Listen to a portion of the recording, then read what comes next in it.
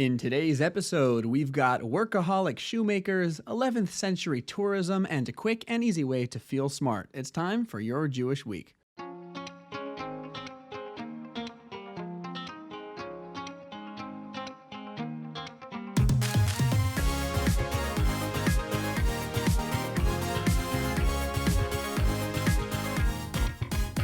Hey everyone, welcome to Your Jewish Week, the podcast for everything Jewish in the week ahead. I'm Rabbi Dovey. As always, this podcast is produced by Chabad.org and dedicated to all our brothers and sisters in the Holy Land. May Hashem keep them safe from all harm, and may all the hostages finally be freed to return to their families and loved ones. Today is Sunday, the 25th of Shvat, and if you happen to be spending this Friday visiting the birthplace of Millard Fillmore, the 13th President of the United States, in an empty field near Finger Lakes, New York, you'll find that Shabbat candlelighting this week will be at 5:28 p.m. If you're not planning on being there, either because you have better things to do or because you consider Millard Fillmore to be one of the most forgettable presidents in history, as many do, not to worry. Halachic times for your location can be found quickly and easily at Chabad.org/times. Starting us off as usual with the weekly Torah portion, this week's Parsha is Parshas Terumah. Parshas Terumah will be the first of 4 Torah portions dedicated to the Mishkan, the portable temple that the Jewish people made in the desert. The word Mishkan often gets translated to tabernacle, but I refuse to use that word because, to be quite honest with you, I have no idea what it actually means. So going forward, when I say the word Mishkan, just substitute the word tabernacle in there if you want. Sunday, we open up the portion with God telling Moshe to invite the Jewish people to contribute materials for the Mishkan and its service vessels. We're talking gold, silver, copper, skins, and wool dyed in various colors. Toward the end of the reading and into Monday's portion, Hashem describes the first service vessel, the Aron or the Ark. Also in Monday's reading, Hashem will describe the Shulchan, the golden table that holds the 12 loaves of bread that the Kohanim eat weekly. Tuesday, we'll continue laying out the vessels of the Mishkan by outlining the menorah, a 7-branched candelabrum made of a single piece of beaten gold, and then start describing the actual structure of the Mishkan itself by running through the various layers of fabric coverings that formed the roof. Wednesday, we'll describe the walls of the Mishkan, which were made of individual beams of gold-plated wood set into silver bases, and we'll delineate the exact dimensions of the structure. Thursday will lay out how the structure was subdivided on the inside. And going into Friday, we'll describe the service vessels that stood outside the Mishkan building, starting with the large copper altar. Shabbat will wrap things up for this week with a description of the fabric wall that enclosed the outer courtyard of the Mishkan complex and the curtain that covered the entrance to this enclosure. Parshas Terumah contains 96 verses, so back towards the shorter side once again. The memory keys for this week are the word Ya'av, which refers to little scoopy shovel things that were used to take ash off the altar, which are mentioned in this week's Parsha, and the name Salu, which is a name from the book of Nehemiah. As always, check out the link in the show notes for more insight into this week's keys. Moving on to the weekly Tanya, we open up this week right where we left off last week by explaining how powerful it is when we resist the urge to sin. In Sunday's reading, the Alter Rebbe will take this a bit further. Not only is avoiding sin a big deal, but so is minimizing permitted indulgence. To translate a classic Hasidic saying, what is forbidden is absolutely forbidden, and what is permitted is unnecessary. By avoiding excess physical pleasure, you make yourself more holy.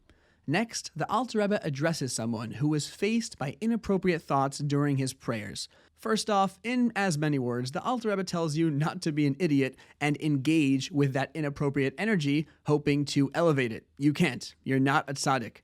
Don't be like those dudes from Florida who decide they know how to domesticate alligators and then end up on the news for all the wrong reasons. Next, the Alter Rebbe deals with another feeling you might have in such a situation, a sense of despair. After all, you might think, I'm trying to refine myself here, and now I'm thinking about this? Clearly, I'm not getting anywhere. Well, at the end of Monday's reading and into Tuesday, the Alter Rebbe sets a few things straight. First off, the fact that your evil inclination is throwing these kinds of thoughts at you is the biggest sign that you are getting somewhere. That's why he's putting up such a tough defense. And secondly, the Alter Rebbe points out that you have two souls, an animal soul and a godly soul.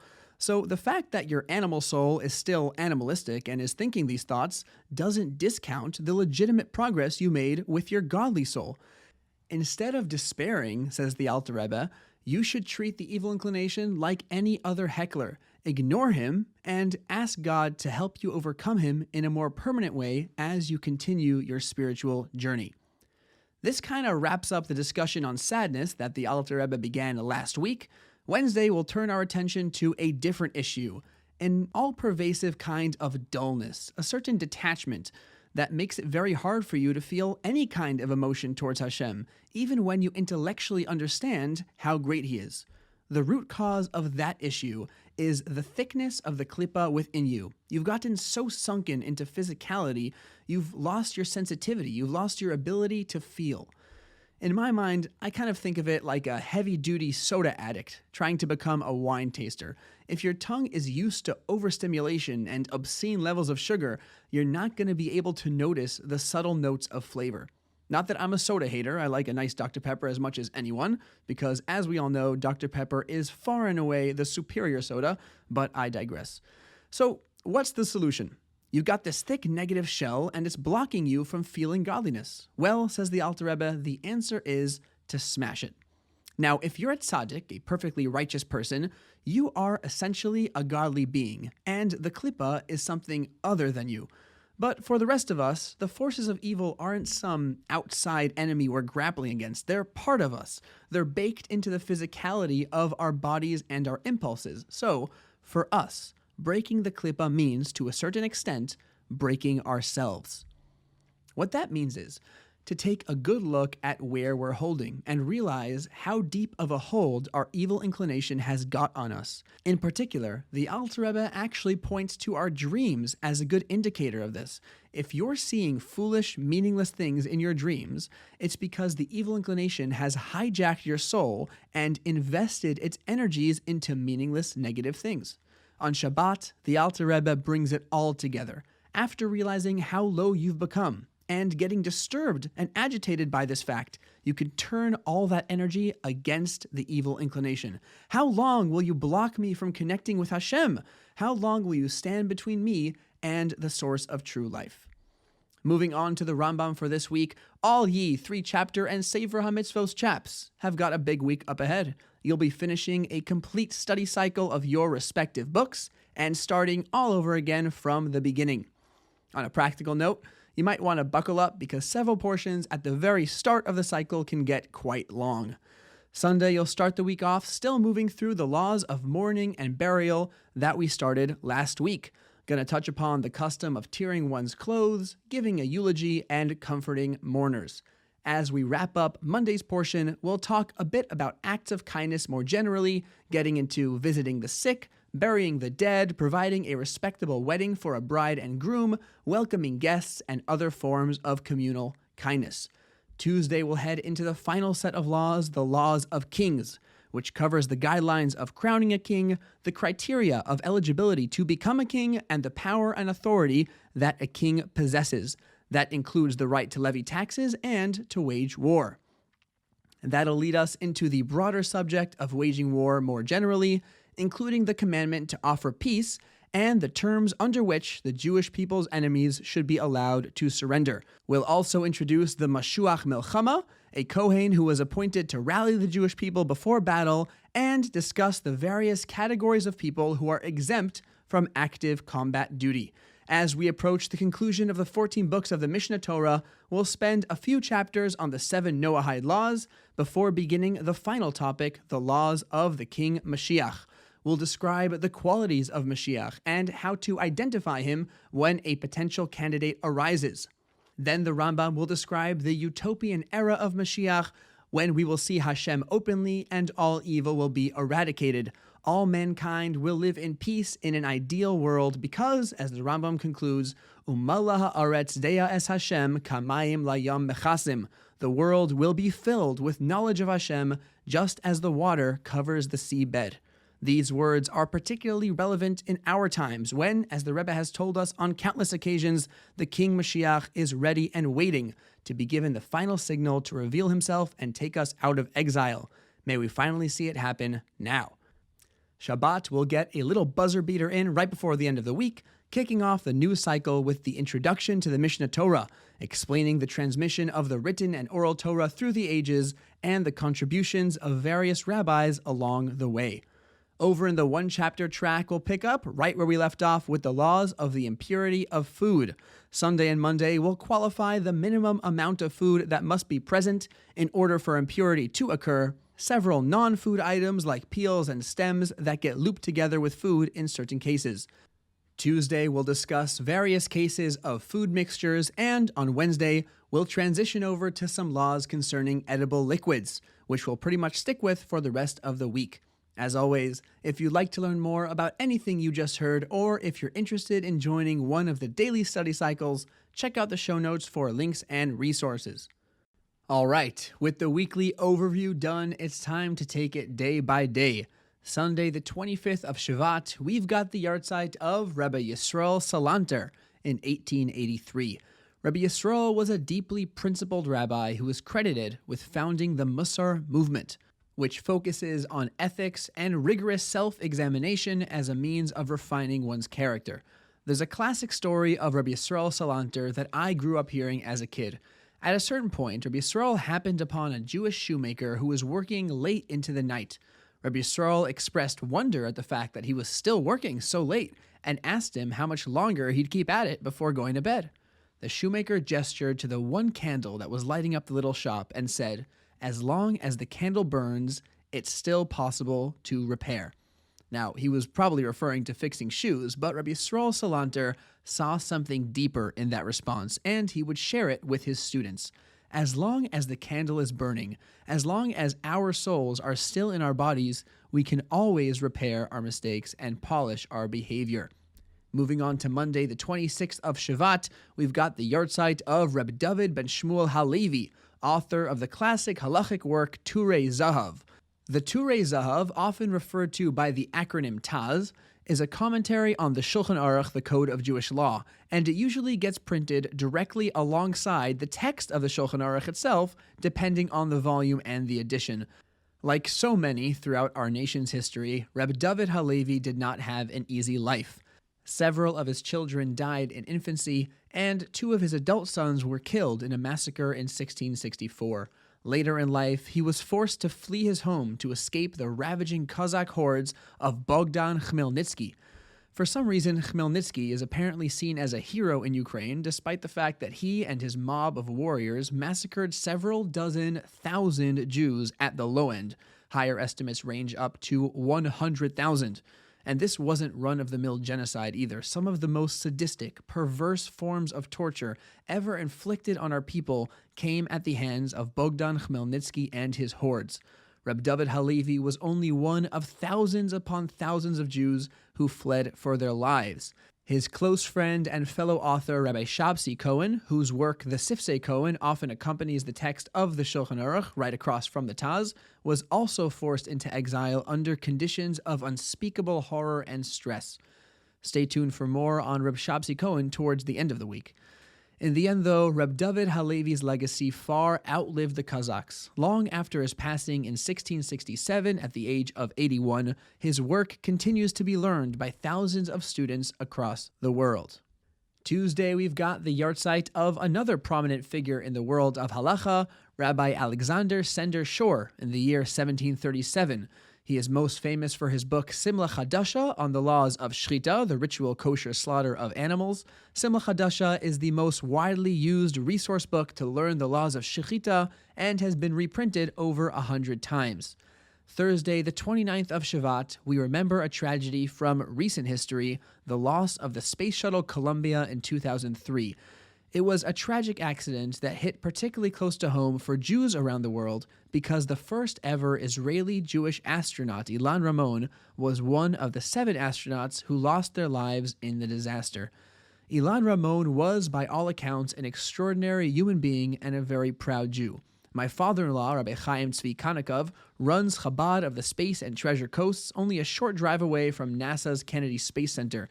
He has assisted a number of Jewish astronauts in his unofficial role as the rabbi to NASA, but to Ilan Ramon, he wasn't just a rabbi, he was a friend. Exactly a week after Columbia had been scheduled to land, my father-in-law addressed a crowd of dignitaries, NASA staff, and family members of the astronauts in a memorial event on the Kennedy Space Center runway. In his remarks, he thanked NASA for accommodating Ilan's religious needs, which included taking along kosher food and a Kiddush cup with him into space, along with a mini Torah scroll that had survived the Holocaust and $1 from the Lubavitcher Rebbe. He then spoke of Ilan's great pride in his Jewish identity and the example he set for the entire world. Last year, Ilan Ramon turned to me with a question. How does one mark the Sabbath in space?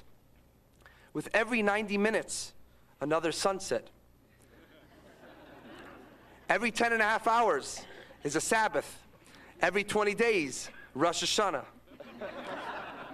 Jerusalem, we have a problem. So I had my homework to do. But Ilan taught us a powerful message. No matter how fast we're going, no matter how important our work, we need to pause and think about why we're here on earth. As we commemorate Ilan Ramon this Thursday, let's remember not only his legacy as a pilot and an astronaut, but the image of a proud Jew that he broadcasted to the world. And let's think about what we can do to positively influence the lives of everyone around us. Speaking of positive influence, Thursday is also the yahrzeit of Rabbi Josh Gordon of blessed memory, the legendary and lovable rabbi who spearheaded Chabad activities in Southern California's San Fernando Valley. Although he oversaw 26 Chabad institutions and served as a mentor to dozens of other rabbis, including my father, Rabbi Gordon is perhaps best remembered for his online classes on the daily study cycles of Chumash, Tanya, and Rambam. Since he began recording in 2009, Rabbi Gordon's classes have become a worldwide phenomenon, with millions of collective views from all over the globe. The moment you start listening to Rabbi Gordon, you can't help but love him. He's got this approachable, easygoing, wisecracking manner about him that just makes whatever you're studying seem so much more interesting. I think that's what makes his classes so beloved to this day, 9 years after his untimely passing at the age of 66. As we remember Rabbi Gordon on his 9th yahrzeit, I'm going to strongly encourage everyone to consider taking on one of the daily study cycles in his memory. As always, you'll find links and resources for that, including Rabbi Gordon's classes, in the show notes for this episode. Also on Thursday, we've got a halachic note. We skip the Tachnun section in the afternoon mincha prayer, being that it is the day before Rosh Chodesh. On that note, let's head into Friday, the first day of Rosh Chodesh Adar, the head of the month of Adar. In the Jewish calendar, Rosh Chodesh can be 2 days or 1, depending on the circumstances.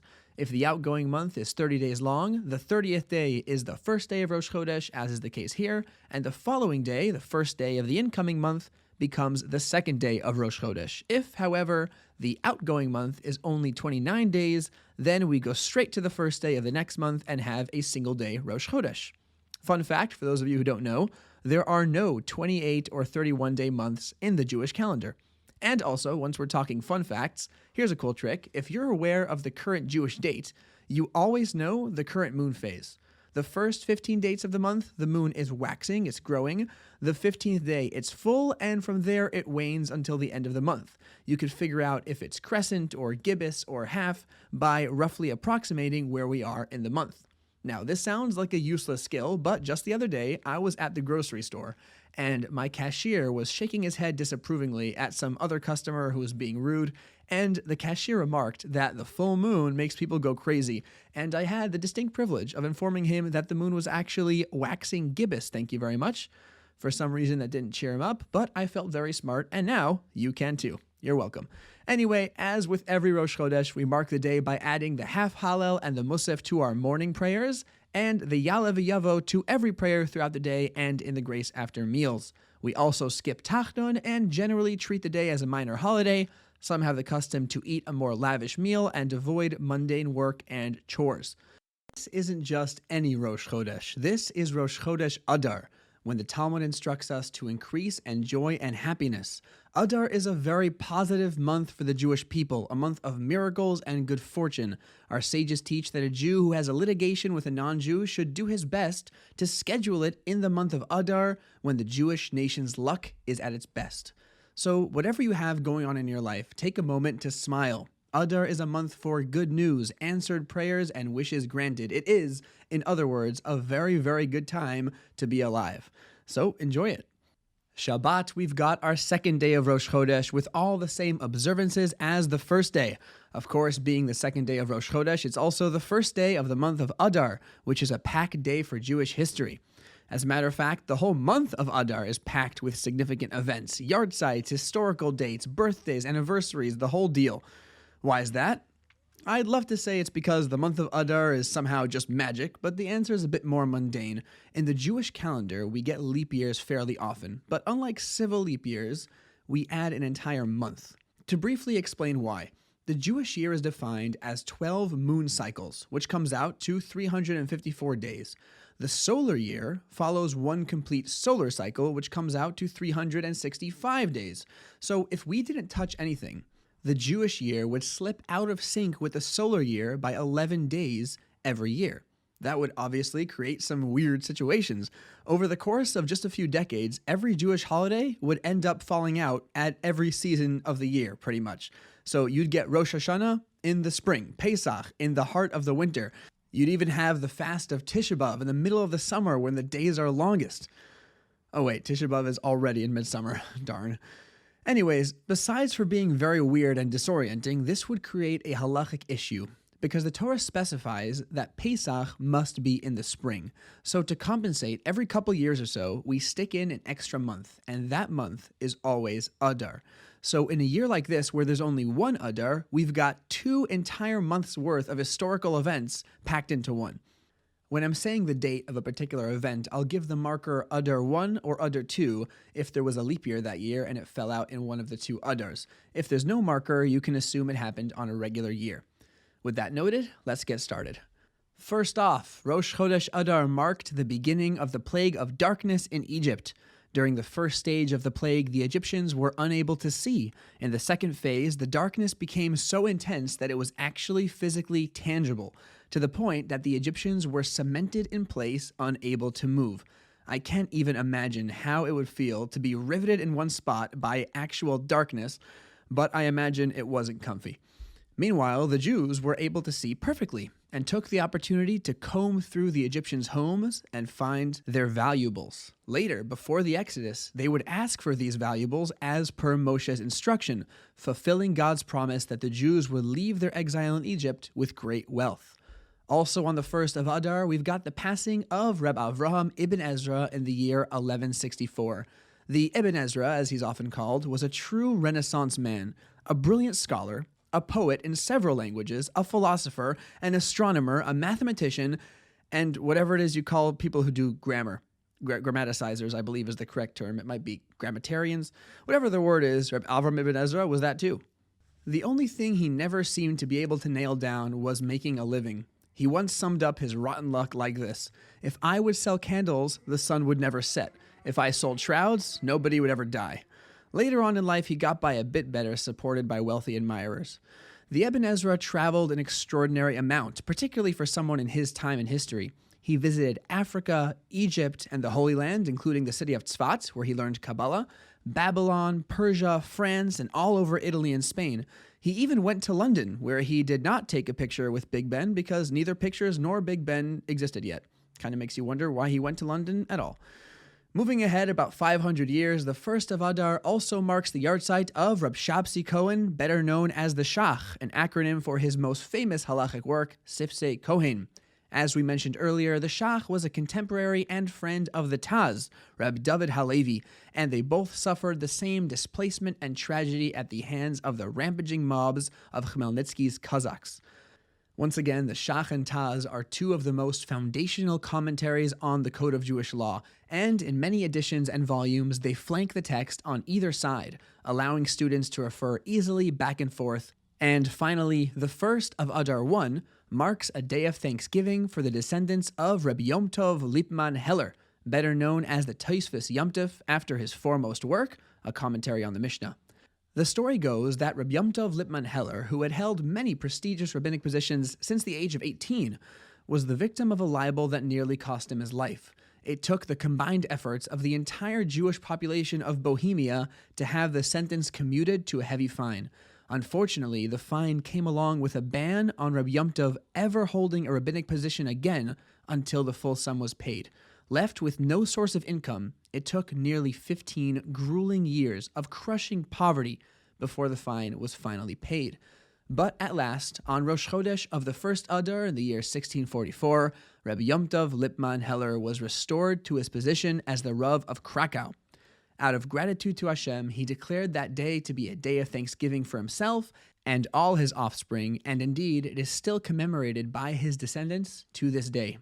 What I find so incredible about this story, and what I think we all can learn from it, is the remarkable perspective the Tosfos Yom Tov had. Here is a man who was falsely accused, stripped of everything he had, and forced into poverty and humiliation for over a decade. I imagine if that happened to one of us, God forbid, even when the ordeal was finally behind us, I feel like many of us would harbor some kind of resentment. How could God do this to us? Where is justice? Where is righteousness? But Rabbi Yom Tov Lipman Heller chose not to dwell on that. Instead, he focused on the positive, on thanking God for his salvation and creating a legacy that lasts to this day. In our own lives, there's so much we could choose to be resentful for, and often rightly so. But where does that get us? What kind of person does that make us? Maybe we can take a page out of the Tosfos Yom Tov's book and start focusing more on the good in our lives in the week ahead.